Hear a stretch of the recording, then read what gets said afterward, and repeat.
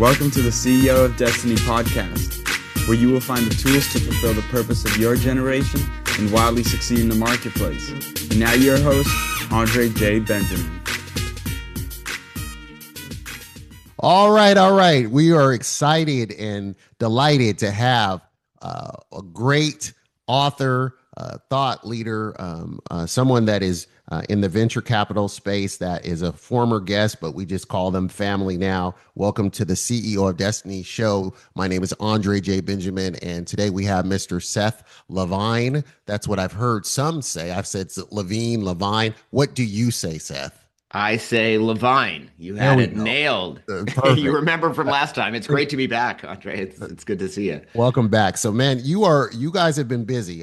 First, you had the New Builders, which was a tremendous read, and I thought it was timely. I really loved it because it kind of cut behind the red tape of, contrary to what people say, people talk about kind of like now, they're like, things are so polarized and so left, right. And I'm like, where have you been living? In America, I've seen this for decades. And so I loved the book because I felt like the book was, as some people would say, center. It was not, too right. It was not too leftist. It was more, let's talk about how kind of Main Street can do something that is, because Main Street has been overlooked and we kind of play to the Wall Street. And, we know even the majority of Americans don't even own stocks, which is a startling and astounding statistic to think about, that so much is given to news and credence about that. But I loved how you and Elizabeth covered that in the first book and started highlighting some Main Street players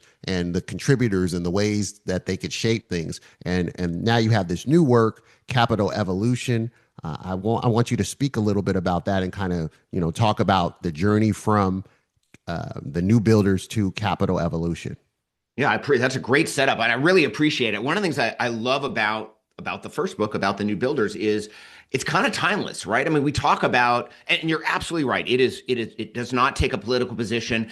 That's in part because, and we point this out in that book, that both parties talk about Main Street, the revitalization of Main Street, the importance of small business. Obviously, it's a significant portion of our overall GDP and employment. It's about 40% of US GDP from small business and about 50% of employment from small business. So it's really important. And I think people viscerally understand it because you walk down Main Street in your town and you see these businesses, right? And I think we've all experienced a little bit of the, I don't know if you'd call it like the gentrification of our entire society, but it's, there are more big box retailers, there's more multi-location retailers out there, and there's nothing wrong with that. But, sometimes you want to walk into a shop that's just like locally curated. And my wife is a small business owner. She's a real estate developer. She develops our home, the Main Street in our hometown. She's got, I think, 7 buildings now on Main Street that she's like old 100-plus-year-old buildings. She's completely redone with the idea of putting interesting businesses in each of those locations, oftentimes at a little discount to the rent to make it work. Absolutely. And it's amazing. And in one of those locations, she opened a bookstore. And so she now runs the bookstore. I'm the bookstore intern, by the way. Hey. It's on my LinkedIn profile. Mostly means I can actually check people out. Like, I know how to use the register, but mostly I just like break down boxes and put together bookshelves and things like that. But in any event, got you busting your hump, and that's what's absolutely it's totally true. So she's constantly sending me these Instagram things about like the job that you didn't apply for and you could never quit. And that kind of describes it. You're roped in. Yeah, exactly. But it just, like Main Streets are so important, and obviously her work on Main Street in Longmont, where we live in Colorado, makes me think about that. But it's just so important for the vibrancy of a community, of our community. And one of the things that we did this year is that the vast majority of our holiday shopping we actually just did on Main Street. We went a couple. She obviously knows all the other owners, and might as well, right? Yeah, you made a decision to say, what's there right in front of us, and we all can argue that the big box retailers get enough of our resources. So it is. I think it's worth doing, because especially when you have good quality. I'd never want to give the impression that to go to the local retailer is subpar, and Absolutely. It just like because you can go to big box one and it can be subpar. So it's an individual experience. So yeah, I think that was, how did that turn out as you were doing the shopping from? It was great. Like lots of unique gifts, right? And I actually hadn't been in some of these stores downtown, and I've heard the stories about them because my wife is so tied in with all of the local businesses, and a number of them are her tenants. And I found some very, I should say, we found some very unique gifts. I like to, I mean, we talk about this in the new builders. Like, I actually like to ask the people working, are you the owner? And I mean, I do that sort of wherever I go into shops because I think it's interesting. And listen, like I mean, I buy stuff on Amazon. It's not like I never go to big No, box retailers, but but for this, it was a really kind of a fun way to explore downtown. I think it'll be a nice way of our kids connecting with downtown, and of course with the work that their mom does. So yeah, highly recommended, right? It was a very chill experience. Like I didn't have, and I think this is maybe different when you walk sort of shop to shop. I didn't have a specific set of gifts in mind. I had a list of people, but not a list of things. so you And allowed it to be almost an adventure of discovery. yeah. And we just, my wife and I walked around and we just were like, oh, you know what? Addie would love that. That looks really great. Or Sasha would really, this looks like Sasha. Let's grab that for her. And that was a really fun experience. I don't Gave know. you It's a an nice way to open spend a palette, Saturday. and rather than Yeah. Amazon's algorithm, you Yeah, right. took the Exactly. human algorithm. All And right. of course you can touch it. You know what you're buying. So you know what the quality Absolutely. is. And Absolutely. It's yeah. not going to disintegrate once you open the box. So I want to ask you a question. When you look at 2025 current in the nation, you look at America and you look at kind of all the isms, right? The populism, nationalism, and kind of the distrust of institutions. We've almost seen a tremendous move towards decentralization. This is kind of, I would think, a ongoing argument in so many areas is that people are not trusting the institutional kind of arrangement. What convinced you and Elizabeth that capitalism is still worth fighting for rather than replacing altogether? Yeah, so let's talk about the new book, and let me give it a little bit of a setup. So the new book is called Capital Evolution: The New American Economy. We spent really 3 years researching and then writing the book. We talked to business leaders, Jamie Dimon, from JP Morgan Chase, Dan Schulman, who's now the CEO of Verizon, was the CEO of PayPal at the time, Lisa Green Hall, who basically invented impact investing, and then all sorts of people, a bunch of academics, a bunch of business owners, a bunch of people sort of up and down the sort of corporate hierarchy, if you will. So it's a pretty well researched book, and we talk about sort of the shift in our society, both the trend that you're talking about, right? People becoming maybe less trusting of media and government in particular. What that's done in terms of the role of business in our society, it's increased the power of business and the people that run those businesses. But we also talk about sort of how capitalism has changed over time, especially over the last couple of years. This move, I'm sure we'll dig into it, but the move away from neoliberalism, which is sort of the shareholder only style of capitalism. Milton Friedman. Keep going. And Milton Friedman, yeah, Milton Friedman famously described the role of a corporation as to increase the value to shareholders only at the exclusion of everything else. And so we talk about sort of the new form of capitalism that's starting to take shape. We put a name to it. We call it dynamic capitalism. But we also talk about, it's not clear that we're moving to that, right? We're sort of in this messy middle, and part of being in the messy middle is we're flirting with some other isms, specifically socialism. You obviously saw that in Seattle. There were some DSA, Democratic Socialists of America, folks that got elected there. I think you could argue that didn't go particularly well for Seattle. Obviously, we also just elected, the country or New York City just elected a new mayor who is Openly. a very openly socialist. And I think what that speaks to, I think we need to take that seriously, right? Especially those of us that believe socialism, that understand the history, right? And the history is very clear on this, that socialism doesn't work and doesn't do an effective job of growing a society. But those who advocate would say it just hasn't been given a proper shot. We must keep retrying over and over I again. This mean, is something I clearly. consistently hear. I can hear it everywhere from college campuses, universities, to academics, to professionals. I know I hear it in the barbershop. I hear people always say it. It's almost as if it's a knee-jerk response to say, well, we haven't, gave it a proper shot yet. Because if you point out where it's been tried at scale and what's taken place, people get emotional as if it's just kind of like they're losing a part of themselves for saying that it doesn't work. And I don't know. I find that fascinating. I don't know about you. What's been your experience? There just seems to be this visceral emotional connection to arguing to say that, well, wait a minute, don't just be so dismissive. Socialism has and I mean, and we clearly see that with the Bernie Sanders and what happened in New York and Seattle as well. I mean, these are thoughts of people.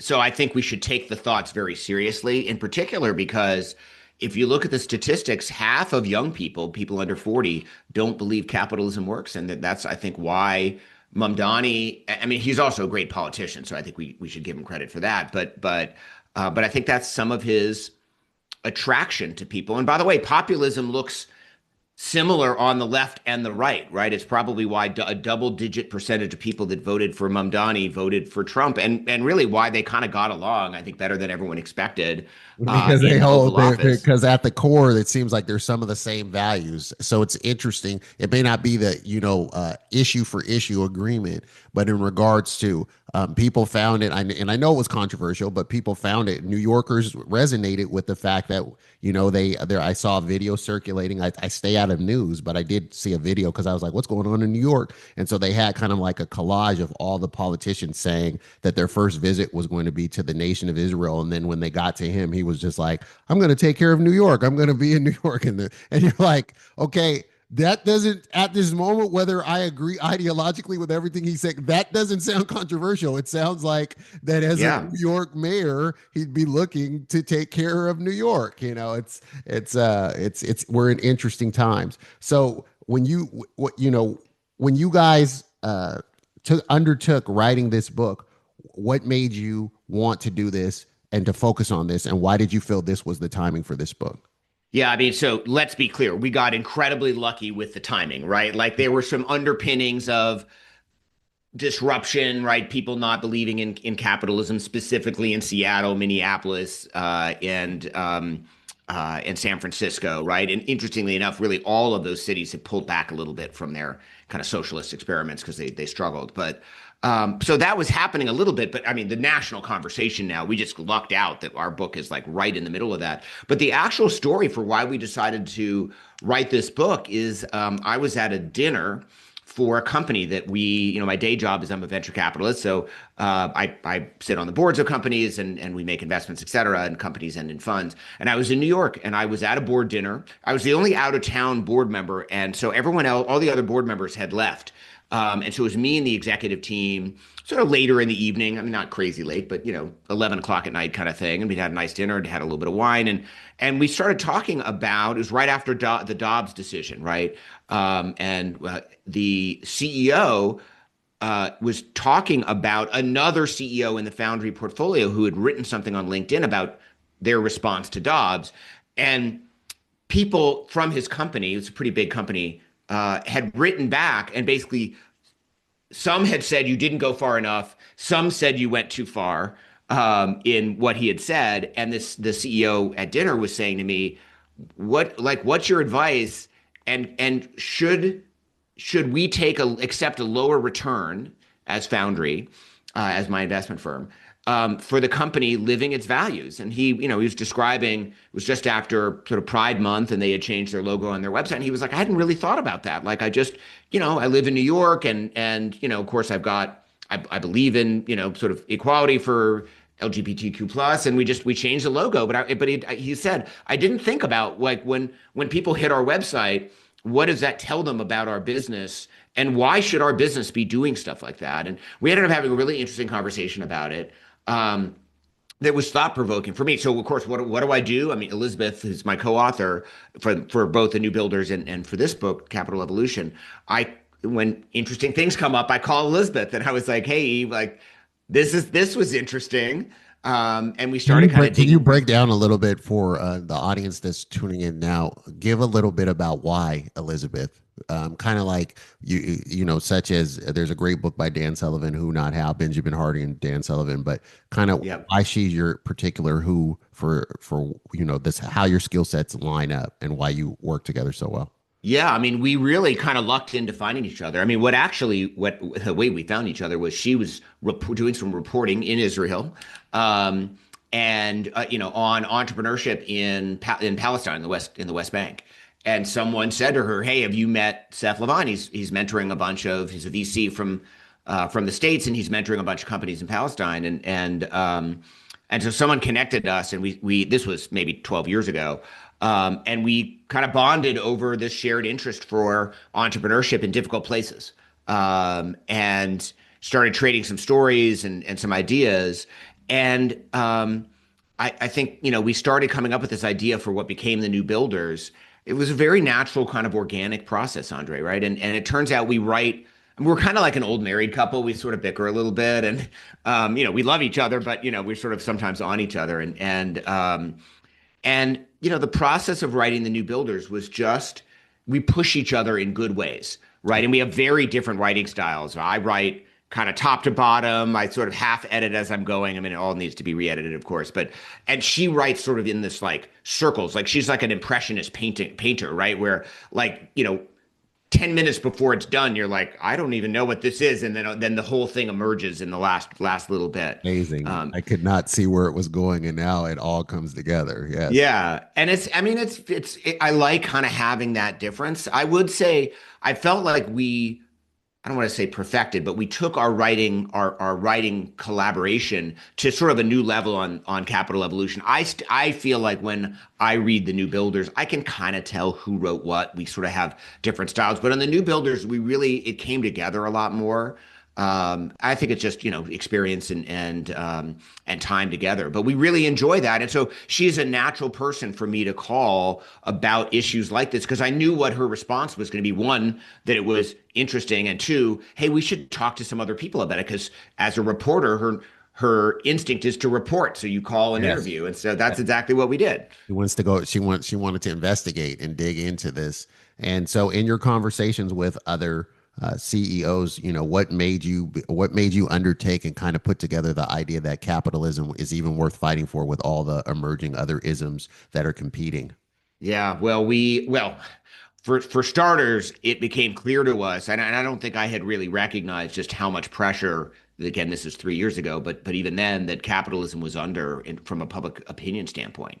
And I also had just sort of taken for granted that capitalism in the U.S. looks like shareholder primacy. Like where everyone in business is familiar with that, right? Because if you ever go buy or sell a business, do anything in the public markets, you sort of know that that's the underpinning of our sort of corporate legal structure. I didn't recognize how many people were starting to talk about whether that was really legitimate. And when I say people, I'm not just including people on the fringes. The Business Roundtable in 2019, which is a group of CEOs of about 200 of the largest businesses in the United States, happened to be led by Jamie Dimon at the time. So we got some really interesting insight into this decision. But they came out with their own proclamation of a purpose of a corporation. This was late 2019. And they said, hey, actually, there are other stakeholders other than shareholders. And those include employees, obviously, but also the environment, suppliers, and community, defined it very much against this sort of Friedman doctrine, neoliberalism. And I just hadn't, that happened. There was sort of a flashpoint moment around that, but it died away. It died off really quickly because, of course, the time period between November and the COVID lockdowns it turned out to be only a few months, right? Yes. And the COVID hit, and then people were talking about something, for good reason, entirely different. Cut the air out of everything. Yes. Yeah, it really did. And people were very animated about the Business Roundtable on both sides, right? It's greenwashing. Yeah. This is BS. These companies still, whatever, fire people, et cetera, which seems natural for companies to need to be able to run themselves. And then other people were, sort of on both sides. Other people were upset that didn't go far enough, and these people don't mean it. And so, that amount of pushback suggested that maybe there was something there. And And so as we researched this and started reading about it, one of the things that we did is we read a lot of the other books on this subject. And it turns out that most of those books, really all of them up till ours, fell in one of two categories. Either it was kind of written by an academic, not particularly, it was very well researched, but not a practitioner. It's not not from the standpoint of practitioners. Thank you for that. That's exactly right. Or it was like a CEO memoir, right? Here's what I did. I ran such and such. And those are, and all of them are interesting, but it was a different voice than we were trying to lend, right? Elizabeth's been a business journalist for 30 years. I've been a venture capitalist for 25 years before that was in business. And we felt like, to take your word practitioner, it would be more interesting to tell these stories from the framing of a practitioner. But you asked me very specifically, why do I think capitalism is sort of redeemable? And I feel a little bit, it's like the old Winston Churchill quote about democracy. It's the worst form of government except for all the others. And I feel that a little bit about capitalism. Like we recognize its flaws. One of the very first chapters that we wrote, and also it's amongst the first chapters in the book, very specifically asked the question, is capitalism exploitative by nature, right? And therefore, is it redeemable or irredeemable? And I think it's important to address those factors. But our reading of history, and this goes back to, sort of this discussion about, has socialism just never been tried in the right way? Thank you for listening to today's episode. Do us a favor. If this was useful in any way for you, please go to iTunes and leave us a review. Reviews will allow others to easily discover the podcast. If you'd like more information and to receive a free download, Rediscover Your Destiny, go to ceofdestiny.com. Thanks again, and tune in next time.